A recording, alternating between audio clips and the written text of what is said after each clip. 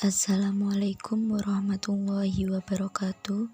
Saya Nisa Miftahul Rohmah dari kelompok 3 akan menjelaskan materi tentang perlindungan konsumen pada transportasi online, studi kasus PT Gojek Indonesia. Yang pertama, saya akan menjelaskan tentang perlindungan konsumen menurut Undang-Undang Nomor 8 Tahun 1999 tentang perlindungan konsumen. Perlindungan konsumen yaitu segala upaya yang menjamin adanya kepastian hukum untuk memberikan perlindungan kepada konsumen. Yang selanjutnya, sebagai pemakai barang atau jasa, konsumen memiliki sejumlah hak dan kewajiban. Berdasarkan Undang-Undang Perlindungan Konsumen Pasal 4, hak-hak konsumen sebagai berikut. Yang pertama, hak atas kenyamanan, keamanan, dan keselamatan dalam mengkonsumsi barang atau jasa. Yang kedua, hak untuk memilih dan mendapatkan barang atau jasa sesuai dengan nilai tukar dan kondisi serta jaminan yang dijanjikan. Yang ketiga, hak atas informasi yang benar, jelas, dan jujur mengenai kondisi dan jaminan barang atau jasa. Yang keempat, hak untuk didengar pendapat keluhannya atas barang atau jasa yang digunakan. Yang kelima, hak untuk mendapatkan advokasi, perlindungan, dan upaya penyelesaian sengketa perlindungan konsumen secara patut. Yang keenam, hak untuk mendapatkan pembinaan dan pendidikan konsumen.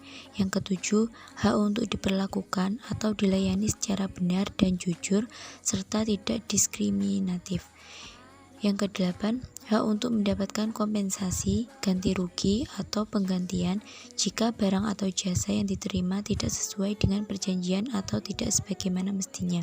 Dan yang terakhir yaitu hak-hak yang diatur dalam ketentuan peraturan perundang-undangan lainnya. Yang selanjutnya, kewajiban konsumen sesuai dengan pasal 5 Undang-Undang Perlindungan Konsumen.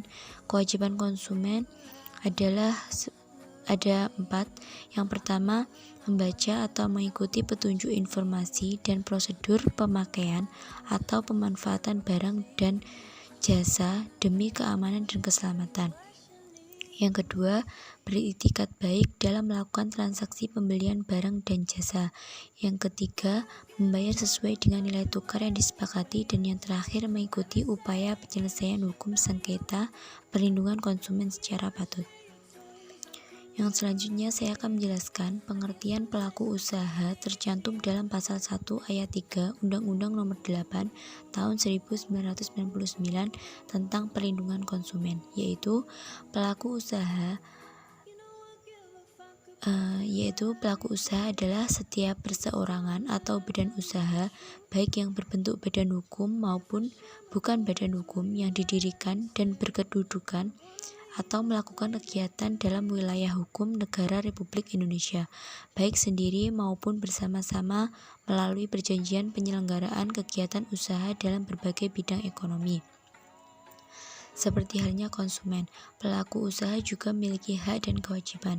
Hak pelaku usaha sebagaimana diatur dalam pasal 6 Undang-Undang Perlindungan Konsumen adalah yang pertama, hak menerima pembayaran yang sesuai dengan kesepakatan mengenai kondisi dan nilai tukar barang dan jasa yang diperdagangkan.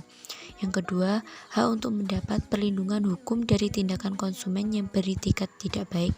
Yang ketiga, hak untuk melakukan pembelaan diri sepatutnya di dalam penyelesaian hukum sengketa konsumen. Yang keempat, hak untuk rehabilitasi nama baik apabila terbukti secara hukum bahwa kerugian konsumen tidak diakibatkan oleh barang atau jasa yang diperdagangkan. Dan yang terakhir, hak-hak yang diatur dalam ketentuan peraturan perundang-undangan lainnya.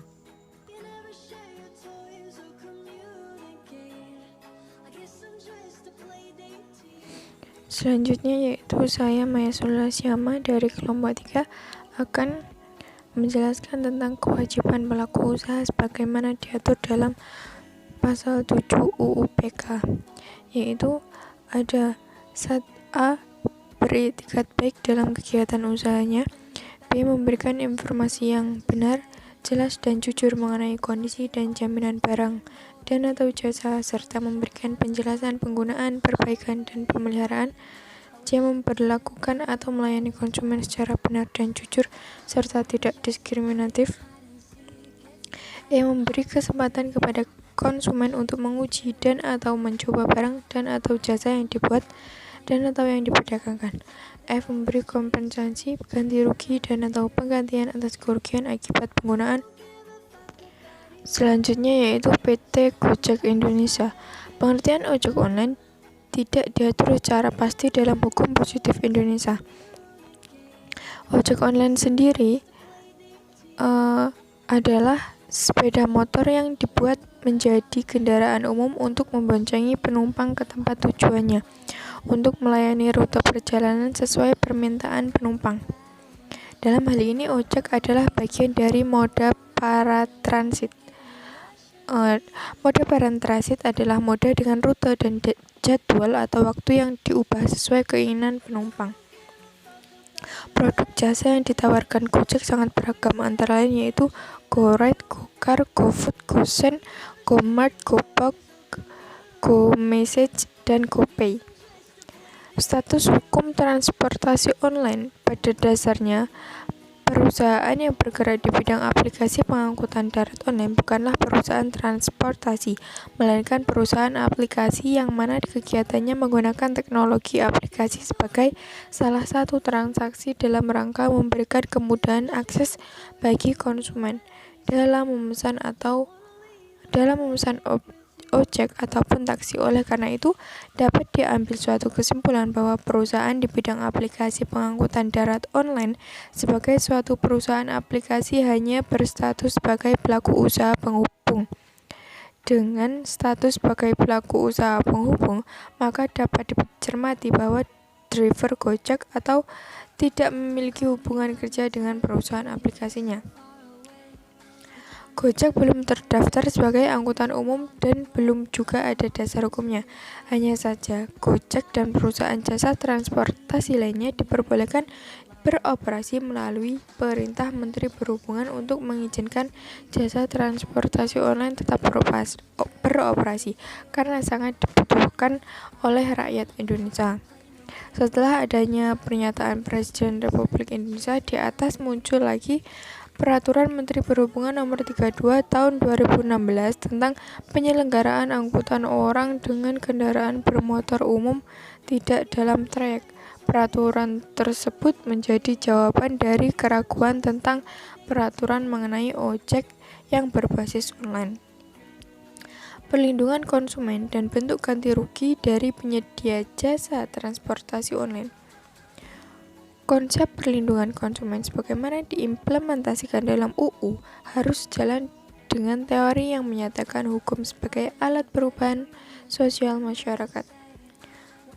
Dengan kata lain, hukum menekankan pada fungsi hukum sebagai alat penyelesaian berbagai permasalahan dalam masyarakat. Artinya, eksistensi UU diharapkan tidak hanya melindungi masyarakat umum sebagai konsumen, tetapi juga sebagai alat untuk meminimalisir terjadinya kerugian akibat terjadinya benturan antar pelaku usaha dan konsumen sebagai akibat dari adanya kelalaian pelaku usaha.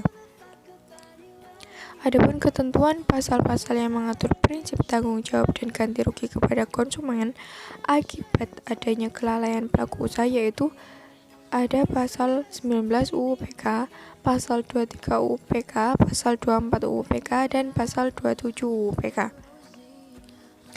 Ketentuan hukum bagi pengguna jasa transportasi online yang mengalami kerugian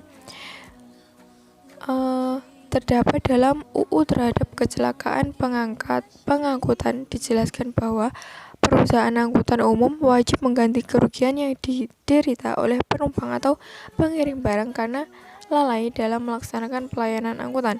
Dalam hal itu terjadi pelanggaran lalu lintas yang berakibat kecelakaan lalu lintas dan menimbulkan kerugian bagi orang lain. Adalah contoh kasus hukum yang dilakukan oleh mitra Gojek Jakarta CNN Indonesia tentang penipuan pengambilan HP yang harusnya dikirimkan kepada customer tetapi malah diambil oleh pengemudi Gojek tersebut. Sekian penjelasan dari kami. Apabila ada salahnya mohon maaf. Terima kasih. Assalamualaikum warahmatullahi wabarakatuh.